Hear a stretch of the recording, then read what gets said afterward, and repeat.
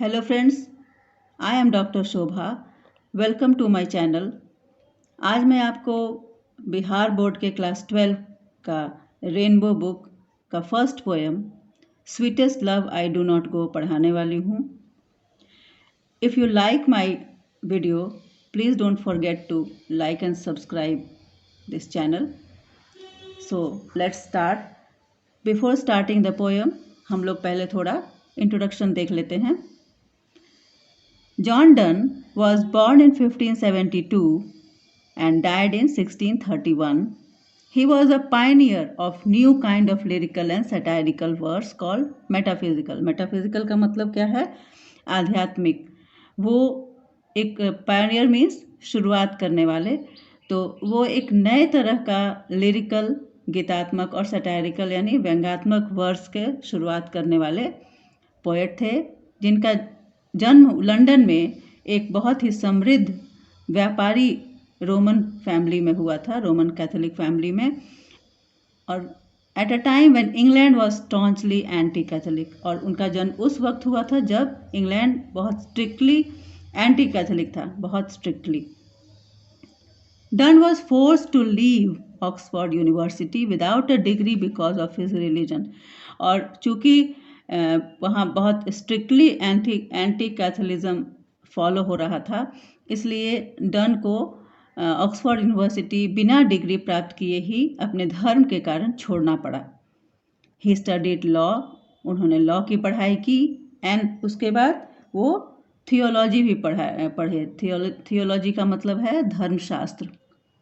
He also participated in 2 naval expeditions and became secretary to a powerful noble, a job he lost when he was briefly sent to prison for secretly marrying his patron's niece. उन्होंने 2 बार naval expeditions में भाग लिया और उसके बाद एक वो बहुत पावरफुल नोबल का सेक्रेटरी भी बने, और उनकी जॉब, उनका जो नौकरी था तब जाता रहा जब उन्होंने उनकी नीस से, भतीजी से चुपके से शादी कर ली, तो उन्हें इसके लिए जेल भी जाना पड़ा। इन 1615 एट द एज ऑफ 42, जब 42 साल के थे जब वो 1615 में, तो उन्होंने ordination, he accepted ordination in the Anglican church. उन्होंने एंग्लिकन चर्च में दीक्षा ग्रहण किया, और उसके बाद soon became one of the greatest preachers of his time, और अपने समय के बहुत बड़े उपदेशक बन गए। In love lyricism, Donne broke completely with Petrarchan tradition. और डन जो है वो पेट्रार्क एक इटालियन पोएट थे, जिनका राइमिंग, ऑक्टेव राइमिंग होता था ABBA, लेकिन डन जो है वो बिल्कुल उसको एकदम चेंज करते हुए he broke completely with the Petrarchan tradition, introducing an intellectual and colloquial tone. इनका अपना ही बिल्कुल बोलचाल वाली भाषा जैसा और बिल्कुल ही इंटेलेक्चुअल टोन था इनका। और इनके इस पोएम में हम जो राइमिंग देखेंगे वो है ABABCDDC। इसके बारे में मैं विस्तार से और पोएम के दौरान बताऊंगी आपको। His love poems use the latest discoveries of science and geography to hammer home a point and combine passion with verbal and intellectual teasing. इनके कविताओं में, इनके पोएम्स में हम देखेंगे कि इन्होंने जो लेटेस्ट डिस्कवरीज, जो उस वक्त की लेटेस्ट डिस्कवरीज थी साइंस और ज्योग्राफी में, उसको भी इन्होंने टच करते हुए अपना पोएम लिखा है। And done is well known for his songs and sonnets. अपने गीत के लिए, सोनेट्स क्या होता है? Sonnets is a poem of 14 lines, 14 line का पोएम होता है।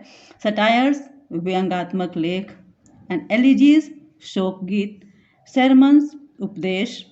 तो इन सब चीज़ों के लिए डन बहुत फेमस हुए थे। जेन्युइन पोएटिक फीलिंग्स, हाँ, इनकी खासियत, कैरेक्टरिस्टिक्स देखिए। जेन्युइन पोएटिक फीलिंग्स होते हैं, हार्श मीटर्स होते हैं, स्ट्रेन्ड एंड विम्सिकल इमेजेस। जैसे कभी लगेगा कि कुछ बिल्कुल सनकी सा कुछ चित्रण इन्होंने कर दिया है अपने पोएम्स का। इनके पोएम्स का यही खासियत है। तो अब चलिए पोएम पढ़ते हैं। So now let's start the poem. Poem start करने के पहले मैं ये बता दूं कि जॉन डन ये पोएम अपनी बिलवड को एड्रेस करते हुए लिखते हैं। तो वो कहीं दूर जा रहे हैं और उसके बाद क्या फीलिंग्स है उनकी बिलवड, क्या सोचती है, उनका फीलिंग कैसा है, जॉन पोएट का फीलिंग कैसा है, all this is described in this poem. तो लेट्स स्टार्ट इट।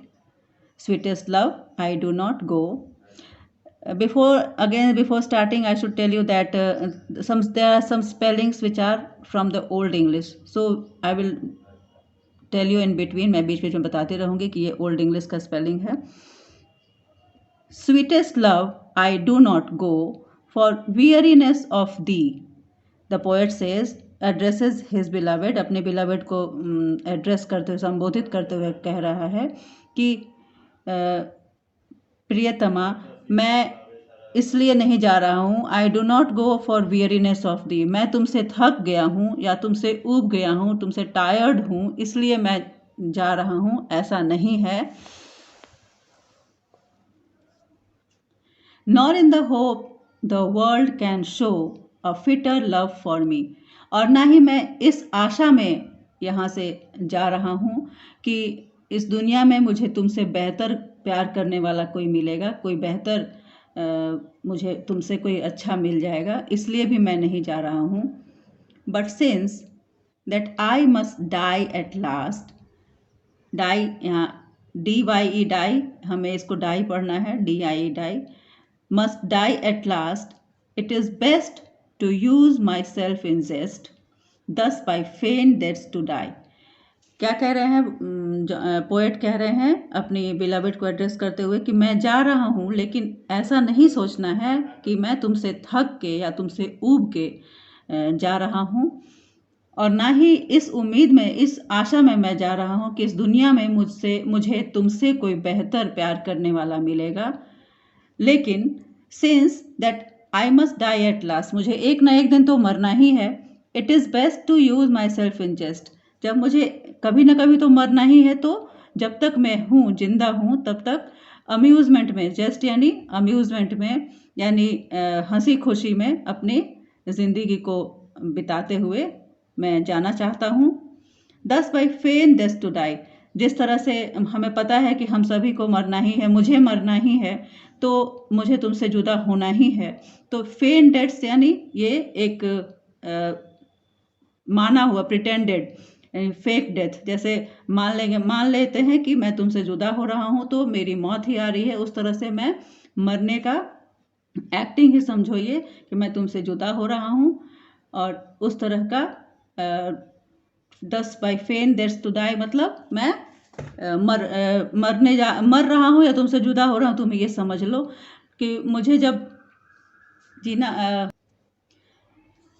तो next paragraph, yesterday night the sun went hence and yet is here today. पिछली रात भी सन जो है वो डूबा था, सूरज डूबा था, और फिर वो आज निकल आया। यानी कि सूरज अपना काम करते ही निरंतर करते रहता है। पिछले दिन वो निकला था, शाम में डूब गया था, और आज फिर नई सुबह हुई, सूरज फिर से निकल आया।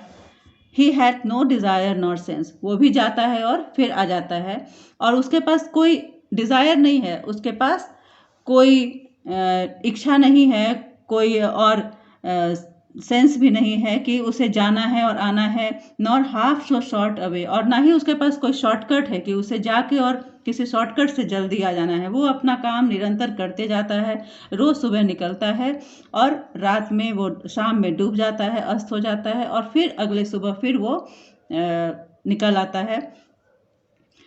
देन फियर नॉट मी, तो मेरे लिए तुम क्यों डरती हो? मेरे पास तो तुमसे मिलने की इच्छा है। मैं तो अगर जाता हूँ, जिस तरह सूरज चला जाता है और वो फिर सुबह निकल आता है, उसके पास कोई ऐसा ध्येय नहीं है, कोई ऐसा डिज़ायर नहीं है कि मुझे किसी से मिलने के लिए आना है, लेकिन मेरे पास तो तुमसे मिलने का बहाना है।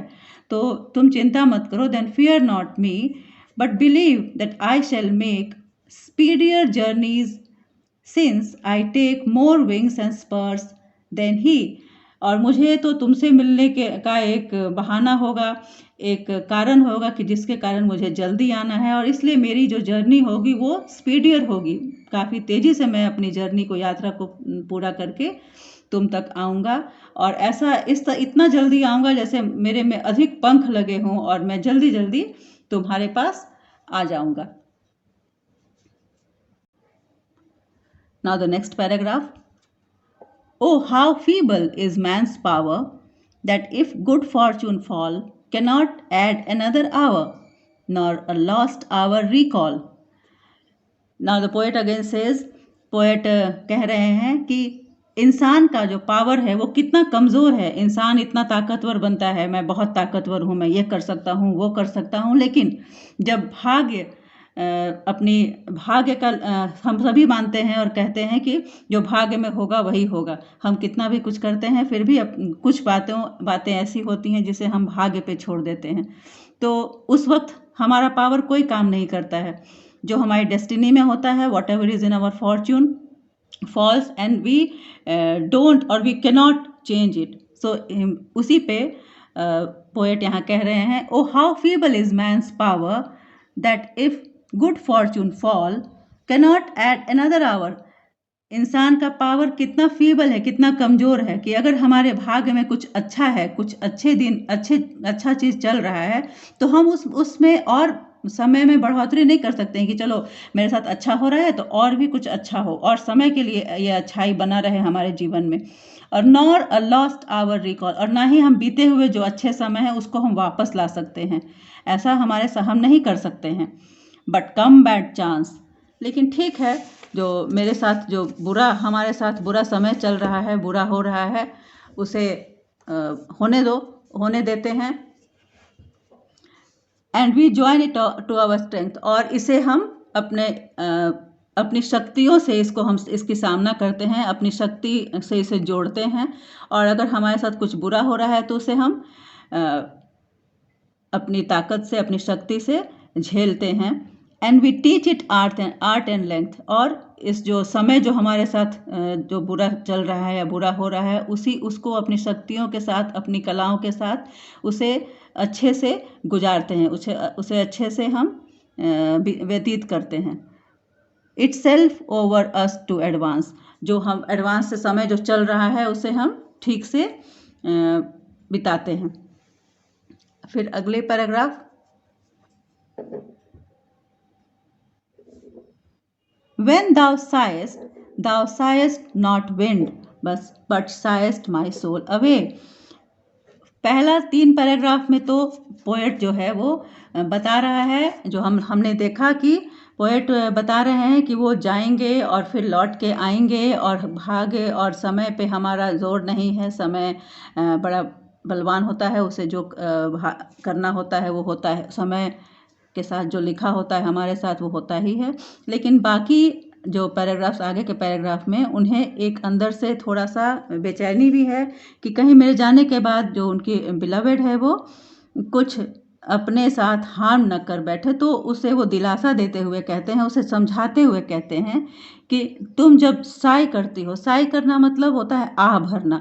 जब कभी हम कोई चीज़ रियलाइज़ करते हैं और ज़ोर से सांस खींचते हैं, जैसे अक्सर आह भरते हैं दुख में, तकलीफ में, तो उसी को संबोधित करते हुए कह रहे हैं कि व्हेन दाउ साइस्ट, दाउ मतलब यू। यहाँ विंड, हम स्पेलिंग्स मैंने पहले ही कहा है कि विंड, सारे स्पेलिंग्स थोड़े से अनफेमिलियर दिखेंगे आपको, it will, but don't take it as weird, these are old English spellings and we have to modify it and study. तो दाउ साइस्ट नॉट विंड, तुम हवा नहीं छोड़ती। जब तुम आह भरती हो, ठंडी सांस लेती हो, तो तुम हवा नहीं छोड़ती हो, लेकिन बट साइस्ट माई सोल अवे, तुम अगर जोर से सांस छोड़ रही हो तो समझो कि तुम मेरी आत्मा को अपने उन सांस के साथ जो हवा है उससे बहा के बाहर निकाल रही हो। बट साइस्ट माई सोल अवे, मेरी जो आत्मा है उसे ही तुम बाहर निकाल के बहा दे रही हो। वेन दाउ वीपेस्ट, जब तुम रोती हो, अनकाइंडली काइंड, तुम मेरे साथ बिल्कुल ही निर्दयी से भी ज़्यादा निर्दयी हो जाती हूँ। इसको बोलते हैं oxymoron, unkindly kind, two opposite words together. तो when thou weepest, unkindly kind, my life's blood don't decay, तुम जब रोती हो जो आंसू बहते हैं और मेरे लिए वो बिल्कुल ही निर्दयता भरे होते हैं, निर्दयी होते हैं, क्योंकि जब तुम रोती हो तुम्हारे आंसू बहते हैं तो वो आंसू नहीं होते हैं, वो मेरा रक्त है, जो जीवनदायी रक्त है वो बह रहा है। समझो, तुम ये समझना कि जब तुम्हारे आंसू बहते हैं तो मेरा खून बह रहा है। It can not be that thou lovest me as thou sayest, और तुम कहती हो कि तुम मुझसे प्यार करती हो, तुम मुझे चाहती हो, तो ऐसा नहीं हो सकता है। अगर तुम मुझे चाहती होगी तो तुम ना रोगी और ना ही ठंडी सांसें लोगी, क्योंकि ठंडी सांसें लेने से मेरा सोल निकल के बह जाता है, मेरा आत्मा लगता है कि तुमसे बिछड़ रहा है। और जब तुम रोती हो तो मेरा जो ब्लड है वो बह जाता है।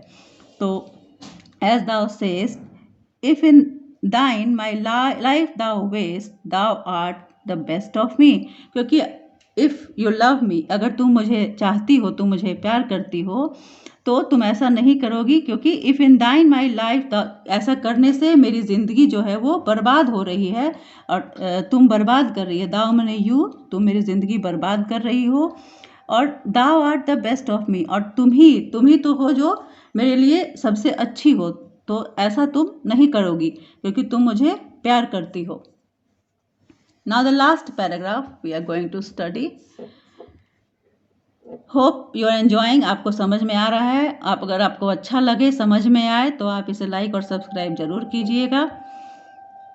Late not thy divining heart forethink me any ill, ये कह रहे हैं कि जैसे तुम इतनी पवित्र दिल की हो, पवित्र हृदय वाली हो, तो तुम ऐसा, तुम्हारा हृदय जो है, तुम जो हो, वो कभी मेरे लिए फोर थिंक यानी पहले से कुछ बुरा नहीं सोचना, इल बुराई, बुरा, और फोर थिंक यानी पहले से सोचना। तुम अगर, मैं जा रहा हूँ और तुम अगर सोचोगी कि कहीं मेरे साथ कुछ ऐसा ना हो जाए, वैसा ना हो जाए, तो ऐसा नहीं सोचना। Let not thy divining heart forethink me any ill, मेरे लिए कुछ बुरा ना सोचना, नहीं सोचना। डेस्टिनी में देख टेक दाई पार्ट, क्योंकि कभी कभी हम, जैसे हम लोग ऐसे भी कहते हैं कि हमें हमेशा अच्छा ही बोलना है, शुभ शुभ ही बोलना है, क्योंकि पता नहीं कब जिह्वा पे सरस्वती विराजमान हो, ऐसा बोलचाल की भाषा में लोग कहते हैं, कभी कौन सा बात सच हो जाए, इसलिए हमेशा अच्छा ही बोलना है। तो यहाँ भी पोएट उसी सेंस में कह रहा है कि तुम मेरे लिए कभी कुछ बुरा मत सोचना, फोर्थ थिंक यानी पहले से बुरा मत सोच के रखना कि मैं गया हूँ तो मेरे साथ कहीं ऐसा ना हो जाए, वैसा ना हो जाए, क्योंकि डेस्टिनी जो है, भाग्य जो है, वो हो सकता है प्रबल हो जाए और तुम्हारी सोच को अपना ले, और सचमुच में मेरे साथ कुछ बुरी घटना हो जाए, दुर्घटना हो जाए, और तुम्हारा and may thy fears fulfil, और तुम्हारा जो डर है, फियर है, जो वो पूरा हो जाए। तुम अगर डर रही होगी कि मैं तुमसे जुदा हूँ, तो मुझे, मेरे साथ कुछ अनहोनी घटना घट गई हो, तो हो सकता है कि भाग्य उस वक्त प्रबल होकर तुम्हारी जो सोच है, तुम्हारा जो डर है, उसको पूरा कर दे। इसलिए कभी कुछ बुरा नहीं सोचना। बट थिंक दैट वी हम लोग, पोएट और उसकी बिलवेड, बट थिंक सोचो ऐसा कि हम दोनों, are but turn aside to sleep, हम लोग दोनों एक दूसरे के ऑपोजिट पीठ करके लेटे हुए हैं, एक ही बेड पे हम लोग लेटे हुए हैं, मेरा पीठ और तुम्हारा पीठ आमने सामने है, हमारा दोनों का जो चेहरा है वो अपार्ट है, अलग है। They who one another keep alive never parted be, हमेशा यही सोच के रखो जब भी तुम लेटी हो कि मैं तुम्हारे पीछे उस दूसरे करवट करके सोया हुआ हूँ, और इस तरह से तुम मुझे अपने नज़दीक पाओगी, हमेशा अपने पास पाओगी, और हमेशा मैं तुम्हारे ज़िंदगी में जीवित रहूँगा और कभी भी पार्टेड नहीं होगा, कभी भी अलग नहीं होगा। ये सोच के, अगर ये सोच के तुम रहोगी, ऐसा सोच के तुम चलोगी, तो तुम्हें मुझसे बिछड़ने का एहसास कभी नहीं होगा और तुम कभी दुखी भी नहीं होगी। तो इस तरह से the poet says that she must pretend to be sleeping, वो ऐसा सोचे कि वो करवट करके लेटी है और उसके पीछे उसका जो बिलवेड है, यानी जो पोएट है, वो भी है, और तब तक वो अपना जर्नी कंप्लीट करके और उसके पास आ जाएगा, और उस दौरान ये उस पोएट को अपने पास अलाइव रखेगी, और ऐसा अगर सोच रखेगी तो कभी वो अलग नहीं होंगे, पार्टेड नहीं होंगे। तो this was the poem. Hope you have liked my poem. If you like my poem or this video, don't forget to like and subscribe. And इसके बाद भी मैं और सारा जो पोएम्स है और लेसन्स है उसको पोस्ट करती रहूँगी। So keep watching till then, thank you.